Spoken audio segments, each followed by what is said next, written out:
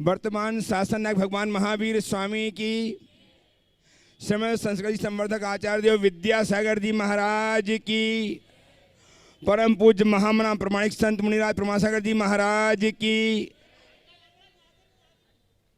परम पूज्य अरह सागर जी महाराज की, सुद पंचमी महापर्व की। इस धर्म समय विराजी सभी भव्य जनों, कितने सौभाग्य के क्षण हैं जबकि आज हम विराजमान सुद पंचमी महापर्व के अवसर पर, क्या है इसके नाम, रांची नगर के उस परिक्षेत्र कोकर परिक्षेत्र में वेदिका फाइनेंस के इस विशाल प्रांगण में, जिनके स्वामी हैं श्रीमान विक्रम जी काला, उम्मेद जी गौतम जी विक्रम जी काला, इनके स्वामित्व में इस परिक्षेत्र में विराजमान है परम पूज्य आचार्य भगवान विद्यासागर जी महाराज के परम प्रभावक शिष्य महामना मुनिराज प्रमासागर जी महाराज, जो ख्याति लब्ध हैं गुणायतन प्रणेता, शंका समाधान प्रवर्तक, भावना प्रवर्तक एवं संप्रदाय समय के रूप में, जिनके चरणों में बैठ करके हम अपनी शंकाओं के समाधान तो पाते ही हैं, पूरा विश्व जिनको सुनकर के अपने जीवन को नई दिशा नई राह दे पाता है। आज भी बहुत से लोग पारस चैनल के माध्यम से अपनी शंकाओं के समाधान प्राप्त करके अपने जीवन को धन्य कर रहे हैं, आपके ही समान। मैं आप सबका वंदन करता हूँ, अभिनंदन करता हूँ और आप सबको जोड़ना चाहता हूँ गुरु चरणों से। मैं चाहता हूँ कि गुरु चरणों से हम जुड़ें, उसके पूर्व गुरुदेव का आशीष हमें प्राप्त हो। अतः मेरे साथ उच्चारें, नमोस्तु महर्षि, नमोस्तु महर्षि, नमोस्तु महर्षि। सत्य और संस्कृति का सजा भव्यतान, कदम मिलाकर बह चले धर्म और विज्ञान, आत्म विकास का दिव्य सदन गुणायतन। परम पूज्य गुरुदेव परिकल्पना गुणायतन, जो जैन धर्म को एक अक्षुण्ण रूप देने वाली है, वो कुछ ही समय में लोकार्पित होगी और कारण बनेंगे आप, आपका उदार आशय, आपकी सद्भावना, आपके श्रम से अर्जित दान, जिसके माध्यम से मितमणि कल्पना को गुरुदेव की साकार रूप देने जा रहे हैं। आज भी ऑनलाइन और प्रत्यक्षतः गुणायतन से संबद्ध होकर के अपने जीवन को धन्य करने वाले लोगों के नाम में उच्चार रहा हूँ। आप तालियां बजाकर उनके उत्साह को दोगुणित कीजिएगा। निर्माण निधि के रूप में स्वर्गीय श्री शुभेलाल जी जैन की स्मृति में श्री मनोज कुमार जी जैन दिल्ली ने अपने आप को संबद्ध किया है, बहुत बहुत साधुवाद। श्रोतधार के रूप में स्वर्गीय श्री जगदीश प्रयास जी जैन, स्वर्गीय कैलाशो देवी जैन की स्मृति में श्रीमान अनिल कुमार जी, श्रीमती सीमा जी, आंचल जी, सिद्धार्थ जी, स्तुति जी, महिमा अरहंत जी जैन नई दिल्ली ने अपने आप को संबद्ध किया है, बहुत बहुत साधुवाद। श्रीमान उमेश कुमार जी, धर्मपत्नी सुशीला देवी जैन, श्री विभोर जी जैन आरा भोजपुर विहार, इन्होंने अपने आप को शुद्धार के रूप में जोड़ करके अपने जीवन के सूत्र संजोए हैं, बहुत बहुत साधुवाद।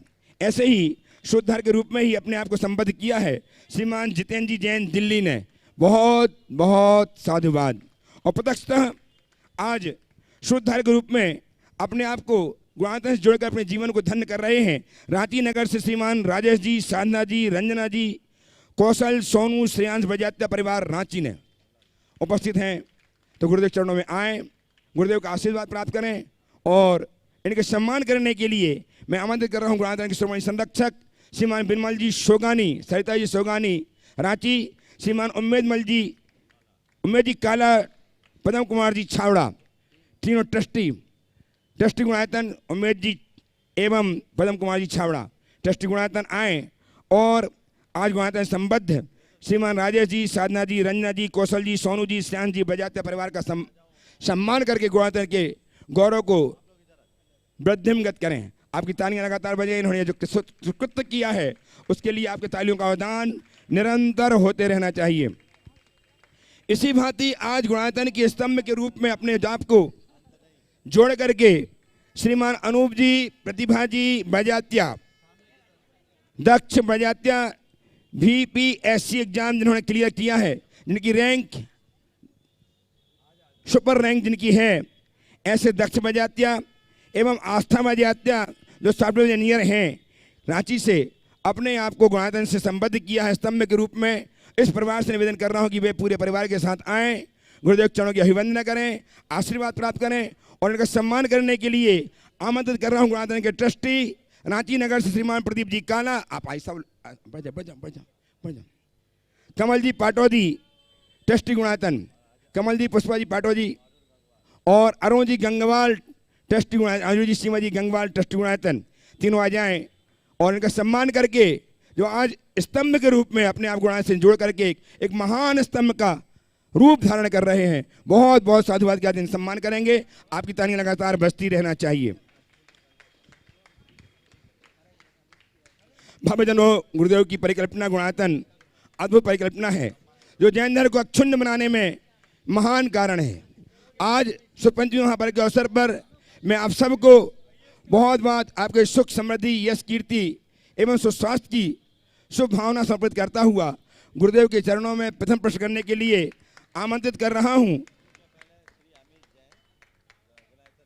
और इसके पूर्व मैं बुलाऊं आपको, उसके पूर्व अमित जी जैन गुणायतन ट्रस्टी सपत्नीक गुरुदेव के चरणों में आए, आशीर्वाद प्राप्त करें। रुचिता जी जैन अग्रवाल, रुचिता जी अग्रवाल आ जाएं और आशीर्वाद प्राप्त करें गुरुदेव से। और तैयार रहें अपने प्रश्न के साथ श्रीमती मीना जी जितेंद्र जी सेठी रांची। मीना जी जितेंद्र जी सेठी रांची तैयार रहेंगी और उनके पश्चात तैयार रहेंगी श्रीमती विनीता जी संजय जी सेठी। आजा रुचिता जी अग्रवाल, आशीर्वाद प्राप्त करें गुरुदेव से। मीना जी जितेंद्र जी सेठी अपने स्थान में खड़े होकर प्रश्न प्रस्तुत करें और अपने स्थान में खड़े हो जाएं श्रीमती विनीता जी संजय जी सेठी।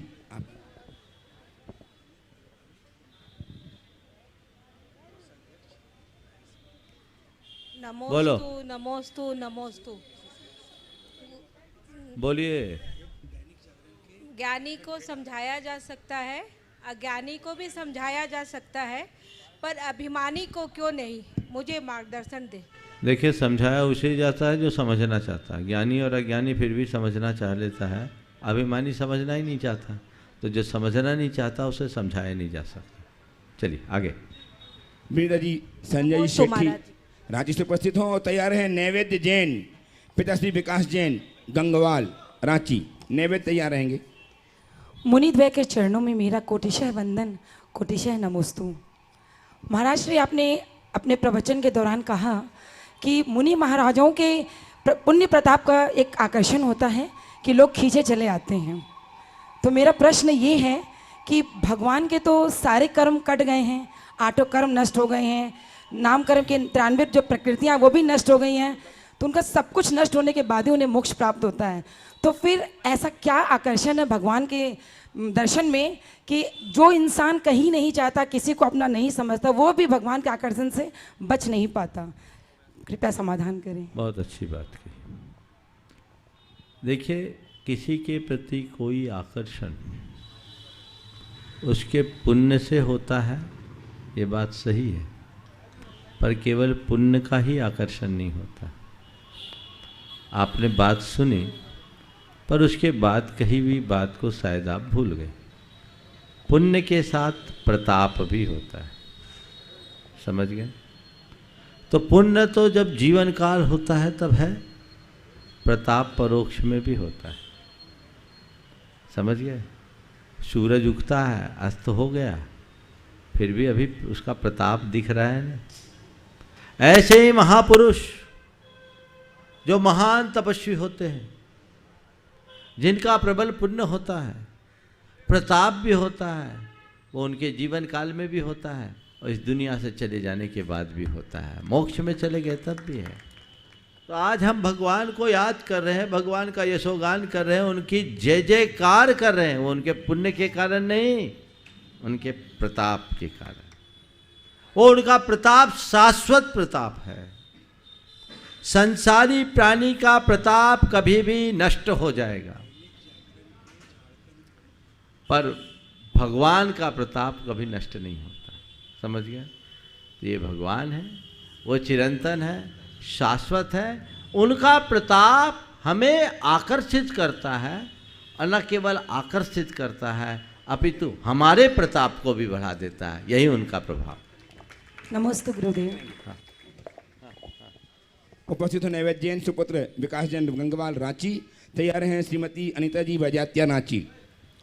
महाराज श्री के चरणों में बारंबार नमोस्तु नमोस्तु नमोस्तु। महाराज श्री, मेरा प्रश्न यह है कि जब मंदिर जी में कोई कार्य होता है, जैसे आज 4 मूर्ति लगाने का कार्य है, तो उसमें बोली या किसी और माध्यम से पैसे का ही सबसे ज़्यादा महत्व होता है।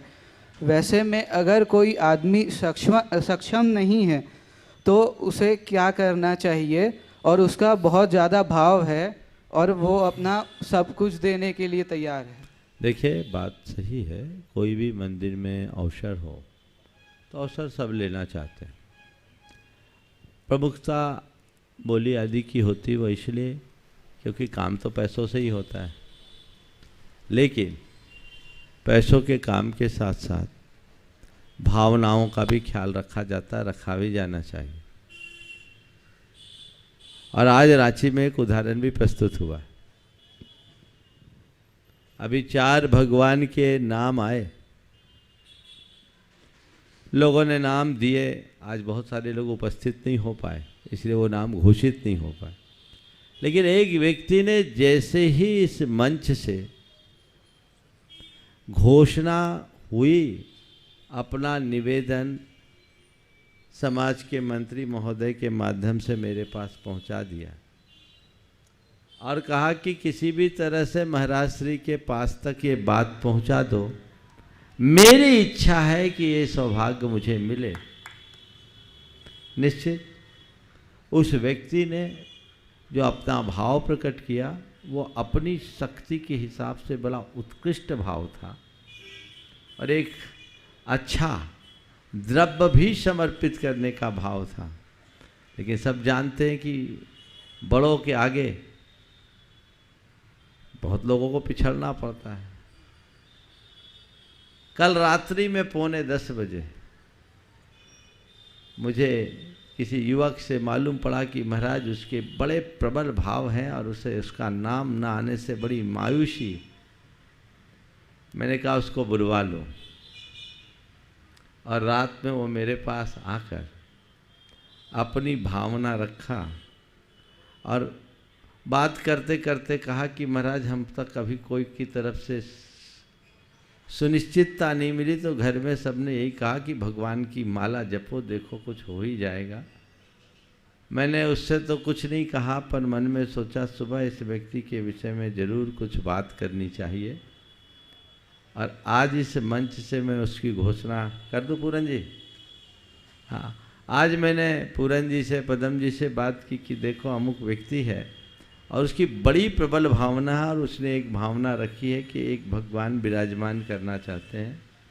तो मैंने उन्हें आशीर्वाद दे दिया है और एक बिंब की स्थापना का सौभाग्य, क्या नाम है, दिनेश कैलाश चंद जी, जितेंद्र कुमार छाबड़ा, आ जाओ, आ जाओ, पिताजी भी हैं तो पूरा परिवार आ जाओ। एक बार जोरदार करतल ध्वनि से इस युवक और इसके पूरे परिवार का आप सभी अभिनंदन करें।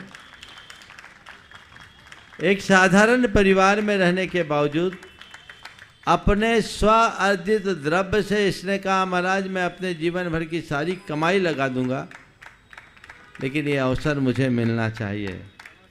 और मैंने इनके लिए अपने अधिकार से एक भगवान सुरक्षित कर लिए और उसके लिए जो राशि मैं कहूँगा वो राशि ये देंगे। समाज का कोई बंधन उसमें नहीं है। ये एक अच्छा उदाहरण समझ गए। तो ये है, होता है, मौका मिलता है, लेकिन अगर सभी ऐसा करने लगोगे तो मामला गड़बड़ हो जाएगा। उसके लिए भी अवसर होते हैं समय समय पर। हमने गुनायतन में, सहस्रकूट में जिनबिंब स्थापना की योजना ही इसलिए बनाई कि जिनके पास ज़्यादा साधन नहीं है वे सब लाभान्वित हों।